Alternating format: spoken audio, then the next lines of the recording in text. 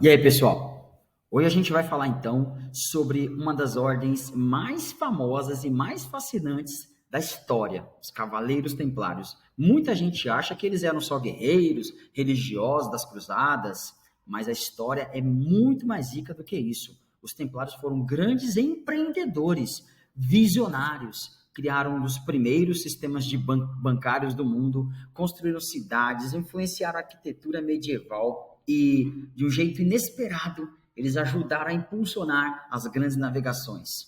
Quer entender como fé, coragem, organização e propósito podem atravessar os séculos? Então, bora lá, hein?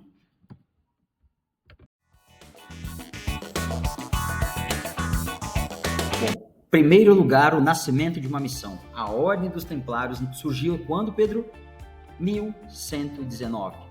1119, quando um grupo de cavaleiros da Normandia decidiu se dedicar à proteção dos peregrinos cristãos que viajavam até a Terra Santa, as chamadas cruzadas. Após a primeira cruzada, eles fundaram a Ordem dos Cavaleiros de Cristo, mais tarde chamada de a Ordem dos Templários. Esses homens viviam sob 3 votos: pobreza, não tinham patrimônio nenhum; castidade, procuravam ter uma vida santa; e obediência a Deus, obediência àquilo que era correto. Mesmo assim, com o apoio do Papa e da nobreza europeia, eles se tornaram uma potência. Mas, muito mais do que poderosos, os templários foram movidos por algo que hoje a gente chamaria de um objetivo claro a viver, um objetivo claro pelo qual viver: proteger, servir, organizar. E quando esses valores se unem, gente, o resultado é algo transformador. Quero falar para vocês também sobre a disciplina e a lealdade deles. Guerreiros com disciplina e lealdade. Na guerra, os templários eram temidos e respeitados, lutavam com coragem, eram organizados em estruturas militares rígidas e tinham um lema muito claro e muito forte: nunca recuar, cumprir a missão até o final. Essa postura fez deles uma força importante aqui nas cruzadas. O símbolo deles: 2 cavaleiros, um único cavalo. Já diz muita coisa, né? 2 cavaleiros montados no cavalo. Humildade, fraternidade, sacrifício, dividir as coisas que têm. Eles dividiam tudo, inclusive o transporte. Isso nos mostra o espírito coletivo e a disciplina que organizava, que regia, que guiava essa ordem. Gente, os templários também tinham um forte lado empreendedor, vocês acreditam? Eles foram os banqueiros da Idade Média. É isso mesmo. Não é só a espada. Os templários criaram o que podemos chamar de os primeiros bancos, o primeiro sistema de banco europeu. Funcionava assim, um peregrino templário podia depositar um dinheiro em sua sede da ordem ali na França. Pegar um recibo, uma espécie de uma letra cambial, e sacar, com base nesse papelzinho, uma espécie de um cheque, sacar esse dinheiro quando ele chegasse lá na Terra Santa. Então, aqui na França, ele leva um papelzinho, chegando lá na França, com aquele selinho e com aquele valor, ele trocaria lá na Terra Santa, em Jerusalém. Eles protegiam fortunas, emprestavam dinheiro a reis, administravam terras, castelos, rotas comerciais e cuidavam também de pessoas nesses caminhos, da Europa até a Terra Santa. Tinham isenção de impostos e operavam em vários países com muita eficiência. Mais do que guerreiros, eram gestores, planejadores, estrategistas, financeiros. Sabiam cuidar do patrimônio, tanto dos outros quanto do legado da sua própria ordem. Um outro ponto importante eram as cidades templárias em Portugal. Em Portugal, os templários deram um show de organização. Eles não só protegiam o território, como construíram cidades inteiras, com estruturas pensadas nos mínimos detalhes. Cidades como Tomar e Óbidos nasceram da atuação desses templários. Tomar, por exemplo, foi um modelo de um local planejado, com base em princípios defensivos e religiosos. O Castelo de Tomar e o Convento de Cristo são verdadeiros monumentos à inteligência estratégica desses templários.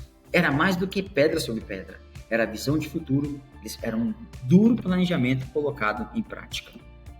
A Ordem de Cristo e as navegações. Pedro, a Ordem de Cristo tem a ver com as navegações?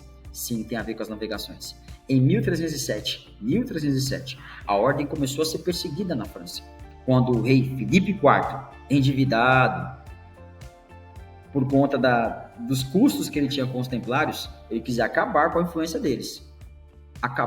E acusou os templários de heresia, idolatria, e com o apoio do Papa, prendeu, torturou e matou vários templários. Isso me lembra muito Star Wars, aquele episódio quando os clones começam a acabar com a Ordem Jedi, né? O último deles, chamado Jacques Molay, foi queimado em 1314. Dizem que antes dele morrer, lançou uma maldição sobre aqueles algozes. Pouco depois, o Papa e o rei estavam realmente mortos. Mas em Portugal, a história foi bem diferente. O rei Dom Dinis, em vez de destruir, acabar com a Ordem Templária, reformulou. Se liga só, em 1319, criou a Ordem de Cristo. Eram os Templários, era a Ordem dos Templários. Ele vai agora pegar para ele essa Ordem dos Templários e vai transformar em Ordem de Cristo. A mesma coisa com outro nome, representando Portugal. Aproveitando toda a estrutura, conhecimento e bens dos Templários. E foi essa ordem, herdeira direta da tradição templária, que financiou e incentivou as grandes navegações portuguesas. Você acredita? O infante Dom Henrique, o navegador, ele era um dos líderes ali da Ordem de Cristo. Sob sua liderança, eles financiaram estudos náuticos, mapas, construções de caravelas e viagens pelo Atlântico. A Cruz Vermelha nas velas portuguesas, inclusive, que chegaram aqui até o Brasil, era símbolo do templário renascido. Então a gente pode dizer, Pedro, que a viagem para o Brasil foi uma expedição, uma cruzada dos templários, sim, com certeza. Isso me leva a pensar na virtude até o final. Mesmo perseguidos, muitos templários mantiveram a palavra até o final. Jacques Molay, por exemplo, morreu sem negar sua fé. Isso nos mostra algo forte. O que faz uma pessoa atravessar, conseguir passar pelo sofrimento sem renegar aquilo que ela acredita é a determinação, é o quanto viver pela fé faz toda a diferença. Isso se chama honra, isso se chama integridade. A verdade é que enquanto muitas pessoas são fracas de espírito, não tem condições de honrar a própria palavra, esses cavaleiros templários cultivaram o propósito com disciplina. E isso, eles nos deixaram como um grande rastro. Existem algumas lendas, gente, algumas lendas que a gente tem que tomar muito cuidado, manter o pé no chão. Surgiram muitos mitos com o tempo.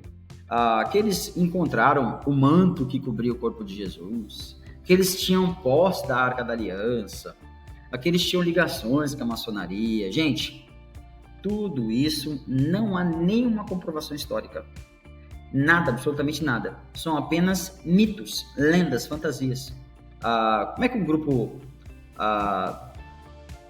grupo tão pequeno, que foi tão impactante, conseguiria fazer essas coisas periféricas? Bom, é uma pergunta que quem levanta essas questões é que tem que responder. O mais importante é que eles eram pessoas que tinham virtude, coragem, espírito de missão, organização, humildade e visão a longo prazo. Isso fez todo o impacto, de modo que eles se tornaram muito relevantes para a história. Encerrando aqui esse vídeo, é isso. Templários foram muito mais do que soldados com espadas que protegiam os cristãos nas cruzadas durante a Baixa Idade Média. Foram estrategistas, construtores, líderes e referências de lealdade e organização. Mesmo que a ordem tenha acabado formalmente, seus valores seguem vivos até hoje, seja nas cidades, nas navegações ou na cultura que eles ajudaram a moldar. Eis-nos aqui hoje, fruto desse espírito templário. Se você curtiu essa história, deixa o like, comenta aqui embaixo o que você gostou, como que isso pode inspirar. Até a próxima, meu caro. Um abraço. Vamos lá. Quero encerrar aqui deixando uma questão de concurso. No estilo da FUVEST do Enem, peguei no site Que Concursos. Diz assim: a respeito da Ordem dos Templários durante o século XII, assinale a alternativa errada, incorreta. Então, o estudante, quando for fazer o vestibular, cuidado. Ele tem que sempre verificar se pede para marcar certo ou errada. Às vezes ele não verifica, aí vê que a letra A está correta e marca A, porque A normalmente vai estar correta nesse caso. Aí faz de propósito. Já ele pula para a próxima, não lê o enunciado direito. E não lê as outras alternativas para verificar que há outras corretas também. A letra A fala o seguinte. Então a A diz: a ordem poderia possuir terras e beneficiar-se do trabalho de arrendatários e vilões, os quais ela deveria governar de maneira justa. Poderia ainda receber dízimos como parte de uma dotação leiga ou clerical. Vou explicar isso aqui para você. Gente, aqui fala sobre... Tá certo, essa alternativa ela é verdadeira. Então, ele poderia se beneficiar do trabalho de vilões. Quem eram os vilões? Os vilões eram como se fossem camponeses, mas eles não estavam presos àquele feudo. Eles podiam transitar entre um feudo e outro, não eram necessariamente moradores de um único feudo. Portanto, os templários eles poderiam lucrar na relação comercial com esses vilões que andavam entre um feudo e outro.